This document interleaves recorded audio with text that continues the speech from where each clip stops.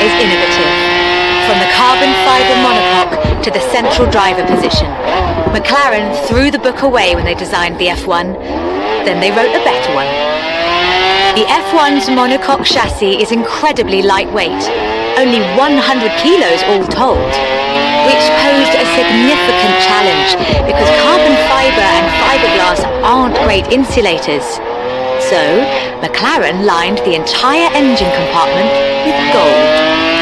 In 1998, the F1 prototype set the world record for fastest production car, a record that would stand for 2 decades until the Koenigsegg CCR claimed the crown. McLaren's racing heritage is so deeply ingrained in this machine that when they took it to Le Mans in 1995 and faced off against purpose-built racing machines, they won. So, with something like the F1 to live up to, where do you go next? Well, you throw the book away again and write an even better one.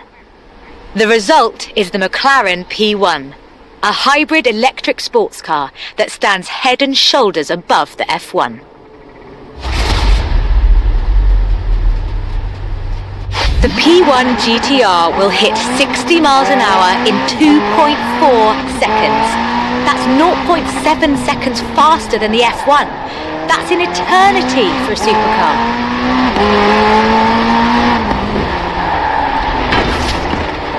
The car's blistering performance is delivered by a twin-turbo V8, supplemented by a McLaren ECU electric motor and instant power assist system.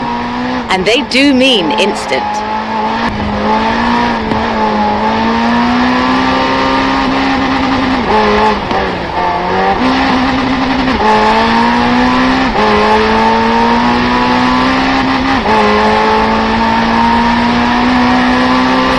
Remember those problems with the hybrid drive? While the turbos build pressure, the electric motor drives the wheels. No turbo lag, just torque. And because it's a hybrid, it has an all-electric range. Running on batteries alone, that's 6.2 miles. A bit more if you're going downhill.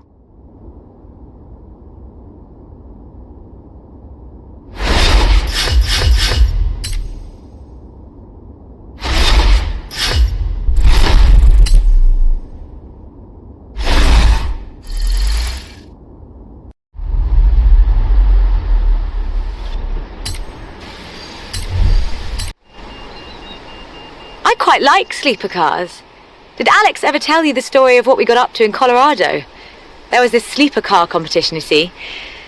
Let's just say no one was ready for the Sunbeam car, masquerading as a 4-door saloon. Are you all right? Take a moment, then let's do that bit again. Lotus never quite let go of the upgrade game. So in addition to building their own supercars, they upgraded cars from other marques too. The Lotus Carlton was one such aftermarket upgrade. Lotus took a respectable 4-door Vauxhall saloon and turned it into a supercar. From the outside, there are a few signs that this is something special. Wider wheel arches, that sort of thing. But under the bonnet, that's where the magic starts. Engine capacity was increased to 3.6 litres and twin Garrett T25 turbochargers were added. The engine block was reinforced and new crankshafts were forged by Opel and machined in Germany. At the roundabout, take the 3rd exit. The tyres were widened and the tyre compound from the Lotus Esprit was used. To handle camber change issues, they put in the self-leveling suspension from the Opel Senator. The only upgrade they didn't put in was an electronic speed limiter. All of this resulted in the Lotus Carlton, designated Type 104 by Lotus, a 177 miles per hour supercar, masquerading as a 4-door saloon. Only 950 of these custom gems were built, and they've become something of a modern classic. The Lotus Carlton was an example of how to turn a saloon into a supercar, but that's not the only thing Lotus got up to. In 1979, Chrysler approached Lotus to create a strict rally version of their Sunbeam three-door hatchback. Lotus, as you might imagine, rather enjoyed the challenge.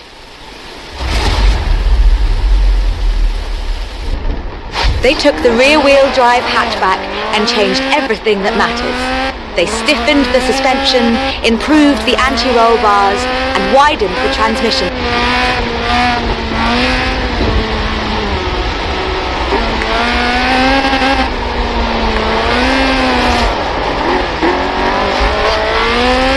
Performance was increased by fitting a 2.2-litre version of the Lotus 911 slant four-cylinder engine, resulting in an impressive 250 brake horsepower, up from a meager 105 on the original.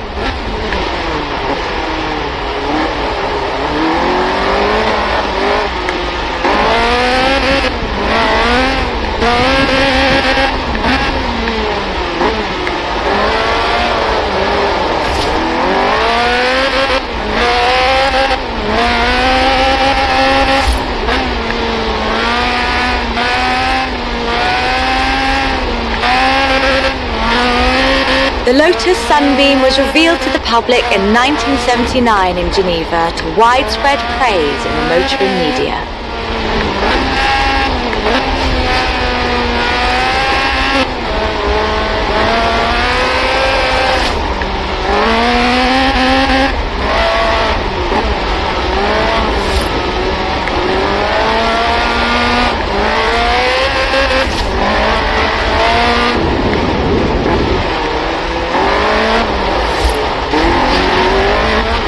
More importantly, the Lotus Sunbeam saw racing success too. In 1980, Henri Toivonen won the 29th Lombard RAC Rally in his Sunbeam.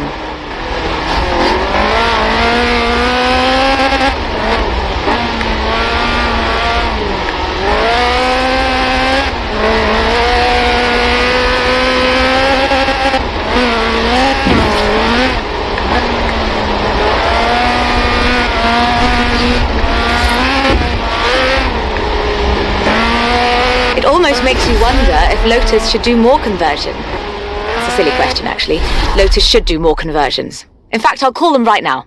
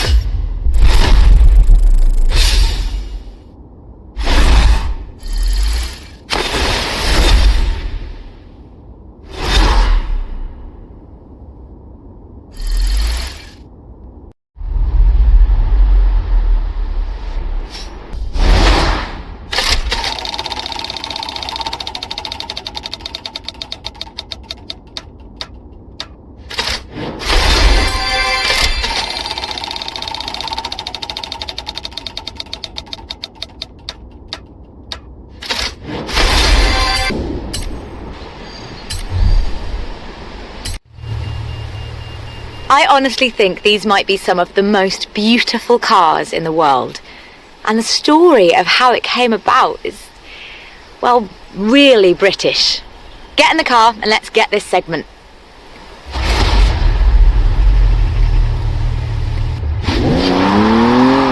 Jaguar is a bit of a favourite of mine. The company is almost 100 years old and was originally founded to build sidecars for motorcycles. But this is the car that really set the bar, I think. The 1961 E-Type. When he saw it, Enzo Ferrari called it the most beautiful car in the world. High praise indeed. He wasn't alone in his admiration. Accolades have followed this car ever since. It's been in movies, comics, games, and TV shows. Unlike some later cars in the marque, it wasn't just looks though. The E-Type was light and fast. It would do 153 miles an hour and stopped on innovative four-wheel brakes that were better than anything Ferrari or Porsche or even Mercedes-Benz had.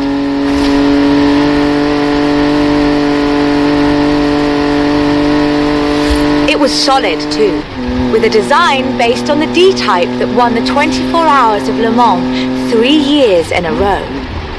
At the roundabout, take the second exit.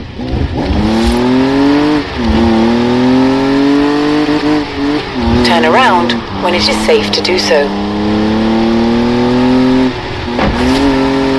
Anyone who owns an E-Type will tell you that the key to their reliability is to drive them regularly, as if you'd need the excuse.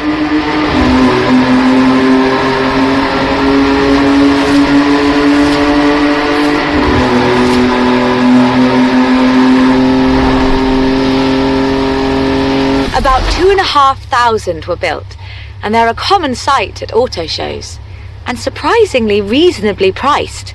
All in all, an almost perfect Jaguar. The E-Type was the successor to the Le Mans winning D-Type, but what would that look like if Jaguar designed it today? In 2013, Jaguar answered that question with the F-Type Project 7, a spiritual successor to the E-Type, and designed from the ground up to be the purest, most enjoyable Jaguar yet. The car's heritage is proudly displayed in the gorgeous D-Type curves and the distinctive aero hunch behind the driving position. But like the E-Type, it's not just a pretty face.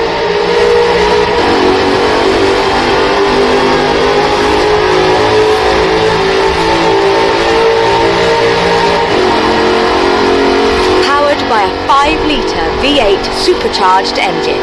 With a fully aluminium body, it's blisteringly fast, with a 0 to 60 speed of 3.8 seconds and a top speed of 186 miles an hour. Actually, it started as a sketch by designer César Pierri, thrown together one Friday in his free time.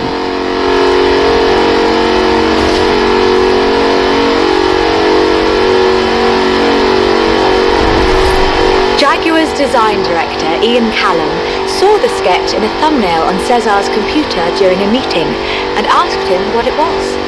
The rest is history.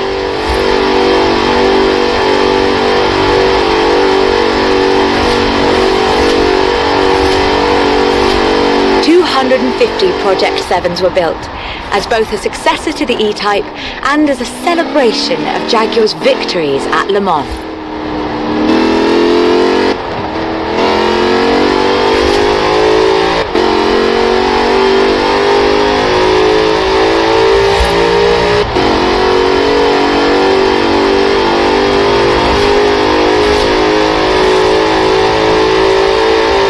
I think I speak for all of us when I say, thank heavens for César's Friday afternoon doodle.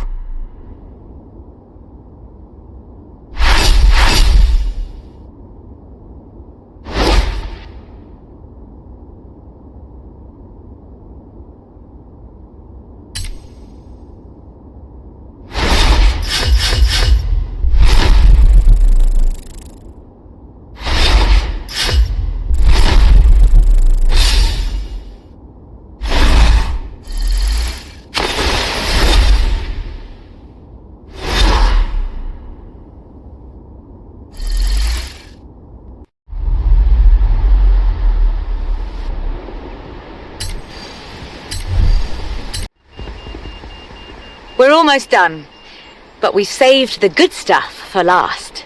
A spot of rallying in the most British car of them all. Get in, strap in, and let's nail this one.